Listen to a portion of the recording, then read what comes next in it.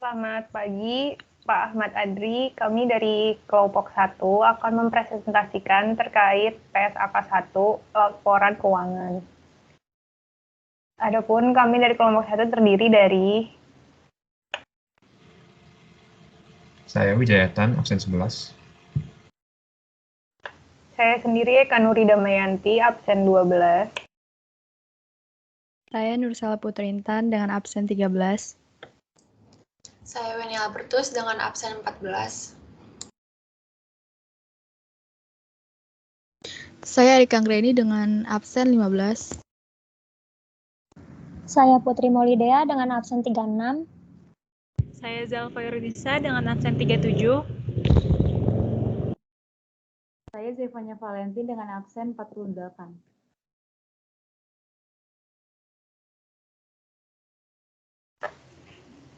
Nah, kami akan membahas terkait yang pertama itu ada PSAK, lalu yang kedua ada perbedaan PSAK 1 2009 dengan PSAK 1 2013.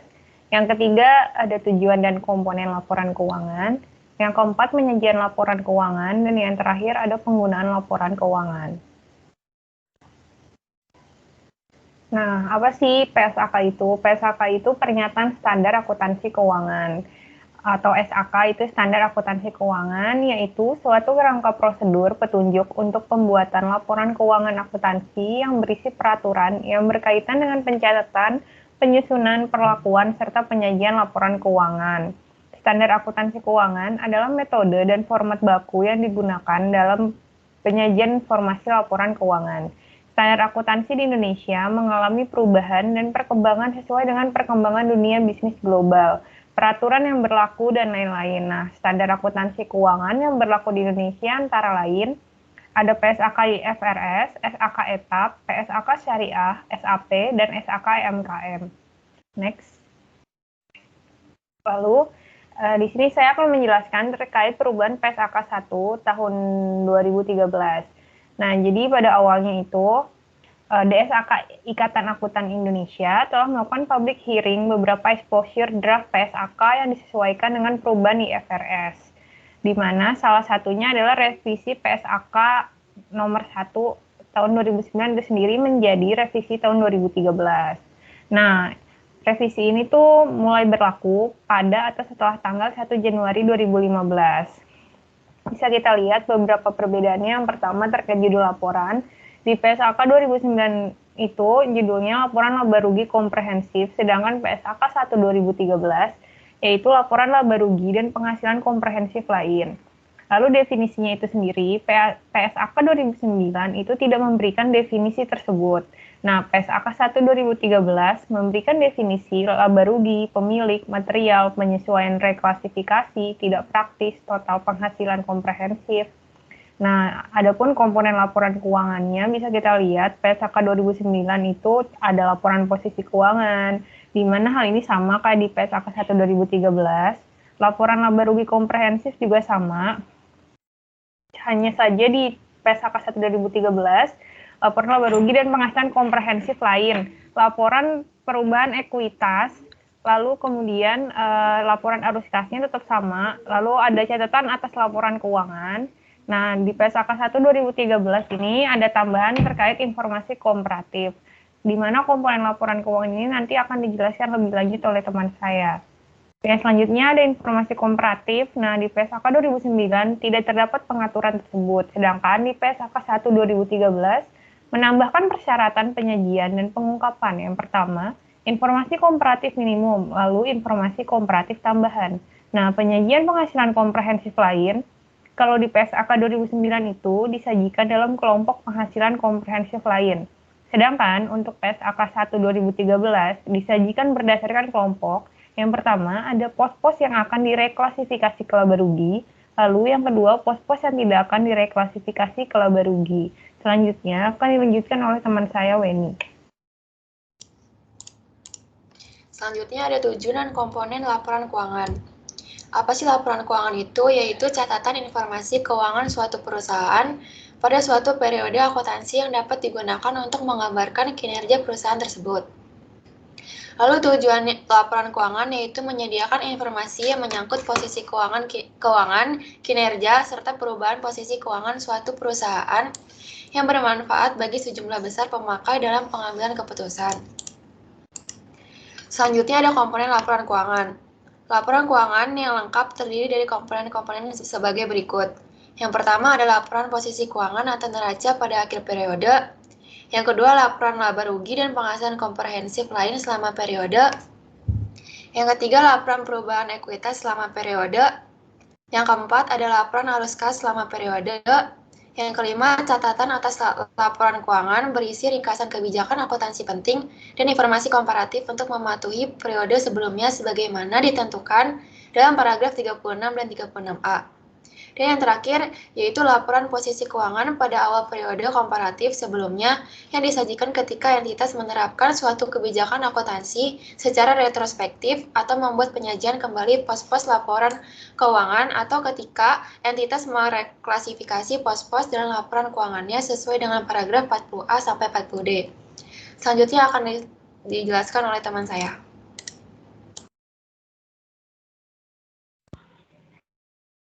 Selanjutnya adalah catatan atas laporan keuangan.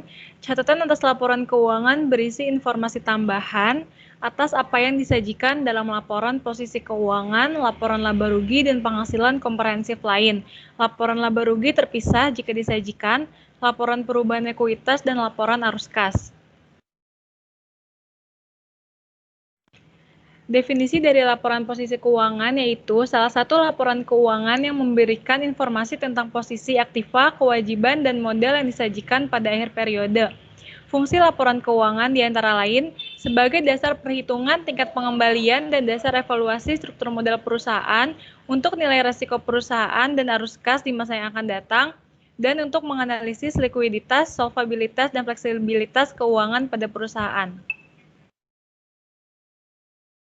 Next. Selanjutnya ada likuiditas, solvabilitas, dan fleksibilitas.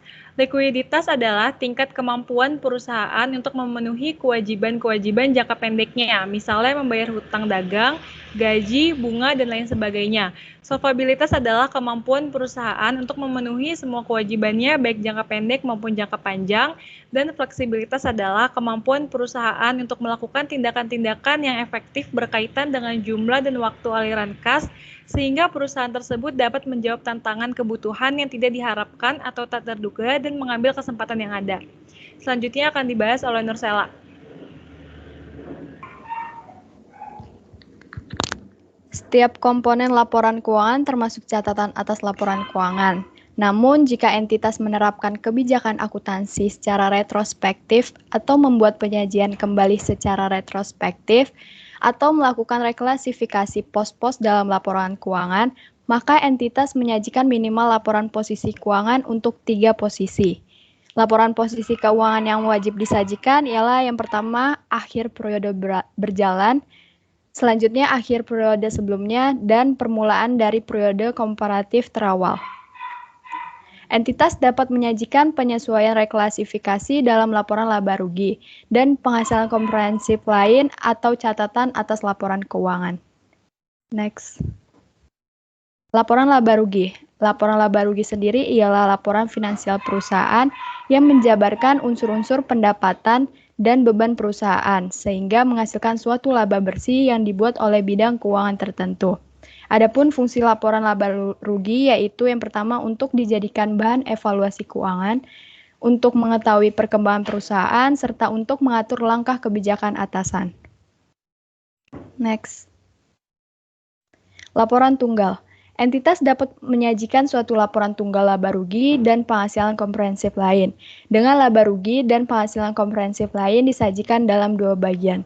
Selanjutnya akan dibacakan oleh teman saya, Erika.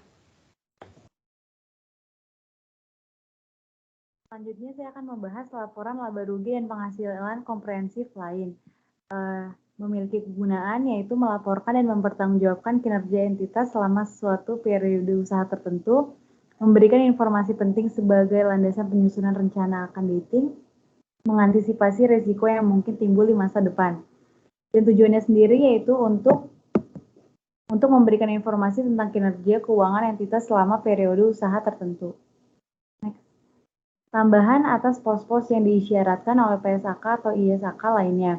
Bagian laba rugi atau laporan laba rugi mencakup pos-pos yang menyajikan jumlah berikut untuk periode pendapatan, daya keuangan, bagian laba rugi dari entitas yang dicatat dengan menggunakan metode ekuitas, dan beban pajak. Laporan perubahan ekuitas. Definisinya yaitu laporan yang menggambarkan peningkatan atau penurunan aktiva bersih atau kekayaan selama periode yang bersangkutan berdasarkan prinsip pengukuran tertentu. Tujuannya sendiri yaitu agar perusahaan dapat menggambarkan peningkatan maupun penurunan aktiva bersih atau kekayaannya. Laporan arus kas. Laporan arus kas adalah memiliki pengertian sebagai laporan keuangan yang menyajikan informasi tentang penerimaan dan pengeluaran kas suatu perusahaan selama satu periode berjalan. Tujuannya itu untuk memperkirakan arus kas pada masa depan, untuk menentukan kemampuan atau ketidakmampuan perusahaan dalam membayar kewajiban perusahaan, landasan dalam mengambil keputusan guna memperbaiki kinerja perusahaan, dan laporan tentang hubungan laba bersih terhadap perubahan kas perusahaannya. Selanjutnya akan dilanjutkan oleh rekan saya, Erika. Selanjutnya saya akan menjelaskan tentang penyajian laporan keuangan. Yang pertama itu ada karakteristik penyajian laporan keuangan. Nah, yang pertama itu ada penyajian secara wajar dan keputusan terhadap SAK. Memilih dan menerapkan penyajian secara wajar sesuai dengan kebijakan akuntansi. Perubahan estimasi akuntansi dan kesalahan yang terdapat dalam PSAK 25. Selain itu juga menyajikan akuntansi dengan informasi yang relevan, andal, dan mudah dimengerti. Kemudian juga menambahkan informasi tambahan seperti mata uang yang digunakan dalam laporan. Yang kedua adalah kelangsungan usaha. Laporan keuangan dapat menyatakan sebuah penilaian tentang kemampuan perusahaan untuk mempertahankan kelangsungan usahanya. Yang ketiga ada dasar akrual. Perusahaan menyusun laporan keuangan berdasar atas dasar akrual, kecuali laporan arus kas. Yang keempat ada materialitas dan agregasi. Melihat transaksi laporan keuangan berdasarkan materialnya. Jika tidak material, maka transaksi tersebut tidak boleh diungkapkan oleh pengungkap khusus. Selanjutnya ada saling hapus. Perusahaan tidak diperbolehkan menghapus antara aset dengan liabilitas atau pendapatan dengan beban. Misalnya, perusahaan A berutang pada perusahaan B sebesar 200 juta rupiah dan terdapat piutang dari perusahaan B yaitu 100 juta rupiah. Perusahaan tidak boleh menuliskan utang di laporan sebesar 100 juta rupiah saja. Utang dan piutang tetap harus dicatat. Selanjutnya ada frekuensi pelaporan. Setiap perusahaan diwajibkan menyajikan laporan keuangan per periode, yaitu tahunan. Selanjutnya, informasi komparatif. Dalam menyajikan laporan keuangan, perusahaan perlu mempunyai perbandingan laporan antara periode berjalan dan periode yang berlalu. Yang terakhir, konsistensi penyajian. Setiap penyajian laporan keuangan harus konsisten. Misal untuk aset di bawah 2 juta rupiah harus dibebankan dan tidak masuk ke dalam aset. Begitu seterusnya. Next. Nah, next itu ada cara penyajian laporan keuangan menurut PSAK. Yang pertama itu adalah laporan laba rugi. Nah, laporan laba rugi ini bisa disajikan dengan dua cara, yaitu dengan single step atau cara langsung dan multiple step atau cara bertahap. Saya akan menjelaskan tentang cara penyajian laporan laba rugi dengan single step. Dalam bentuk single step, semua pendapatan, yaitu pendapatan operasional dan pendapatan lain-lain dikelompokkan menjadi satu, yaitu di kelompok pendapatan. Dan semua beban, yaitu beban operasional dan beban lain-lain, itu juga dikelompokkan menjadi satu, yaitu di kelompok beban. Nantinya semuanya diakumulasi, lalu dapatlah laba atau rugi bersih perusahaan. Selanjutnya akan dilanjutkan oleh teman saya. Baik, saya akan melanjutkan mengenai multiple step income statement. Multiple step income statement adalah bentuk laporan laba rugi yang di mana di dalamnya terdapat beberapa langkah dalam menentukan keuntungan bersih perusahaan. Peraturannya yaitu yang pertama ada pada akun pendapatan harus dibedakan antara pendapatan bisnis dan pendapatan di luar bisnis. Kedua, pada akun beban harus dibedakan antara beban bisnis dan beban di luar bisnis. Ketiga, akun pendapatan dan beban bisnis berada pada bagian awal laporan, sedangkan pendapatan dan beban jiwa usaha berada pada bagian selanjutnya. Keempat, inti dari laporan multi-step ini adalah pengelompokan akun beban dan pendapatan secara terpisah. Laporan multi-step income statement ini memisahkan transaksi operasi dan transaksi non-operasi. Selain itu, terdapat perbandingan biaya dan beban terhadap pendapatan yang terkait. Next. Laporan perubahan modal. Laporan perubahan modal sendiri adalah laporan yang menyatakan perubahan yang terjadi pada perusahaan, seperti penambahan dan pengurangan dari laba atau rugi, dan transaksi pemilik perusahaan. Kemudian yang menyebabkan modal ini berubah adalah pertama, adanya setoran tambahan atau investasi dari pemilik. Kedua, adanya laba dan kerugian usaha. Ketiga, adanya pengambilan untuk keperluan pribadi atau PRIV. Next. Laporan neraca. Laporan neraca ini memberikan gambaran umum tentang aset, kewajiban, dan ekuitas pemegang saham dalam periode tertentu. Laporan neraca sendiri memiliki dua bentuk, yaitu stafel dan skontro. Neraca ini ditampilkan di layar merupakan neraca dengan bentuk stafel, di mana pengerjaannya secara vertikal atau ke bawah. Untuk modal, perlu diperhatikan bahwa modal pemilik berasal dari laporan perubahan modal, sedangkan laporan perubahan modal juga berasal dari laporan laba rugi. Maka dari itu, kita harus membuatnya sesuai dengan tahapan yang ada, dari laporan laba rugi ke laporan perubahan modal ke laporan neraca. Next. Kemudian laporan arus kas. Ada 3 komponen yang membangun laporan arus kas ini. Pertama ada arus kas dari operasi. Kedua, arus kas dari investasi, dan arus kas dari pembiayaan. Arus kas dari operasi ini mewakili uang yang diterima atau dihabiskan organisasi untuk menjaga bisnis tetap berjalan seperti mesin yang diminyaki dengan baik, termasuk pendapatan dari penjualan. Kemudian kategori aktivitas investasi dalam laporan arus kas terkadang dikenal sebagai bagian belanja modal, di mana mencatat biaya investasi yang dilakukan oleh perusahaan. Data ini akan membantu kita dan calon investor untuk mengukur dampak keseluruhan dari investasi perusahaan kita dalam waktu tertentu. 3. Aktivitas pembiayaan itu berkaitan dengan uang tunai yang terkait dengan peminjaman uang, pengelolaan utang, atau peningkatan modal. Next. Sekian pemaparan dari saya. Bagian selanjutnya mengenai siapa yang menggunakan laporan keuangan akan dijelaskan oleh rekan saya, Putri.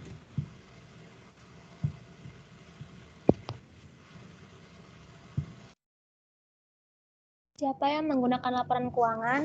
Secara garis besar terdapat 2 pengguna laporan keuangan utama, yaitu pengguna internal dan eksternal.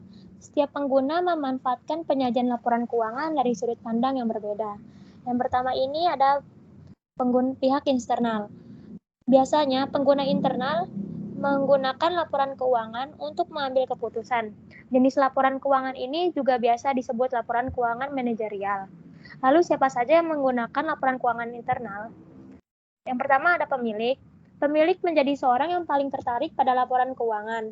Tidak hanya karena kepentingannya dalam melihat laba, melainkan juga informasi jumlah keuangan yang dimiliki untuk pendapatan pribadi.